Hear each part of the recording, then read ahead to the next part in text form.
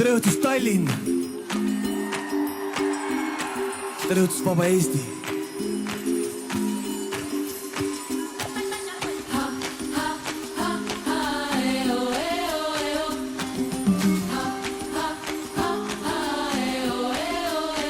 Ja alustasin Tallinnas, sõitsin läbi Nõmme, siis Haruteel sai tangitud ja turbas tundsin tõmmet.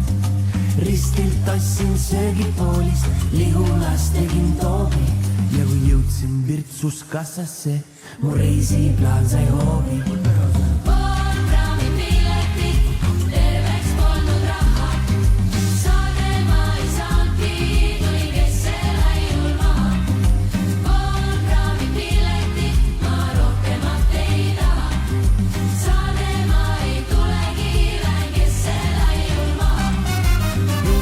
Võtsin adrupuntrat, kuivatasin püksid.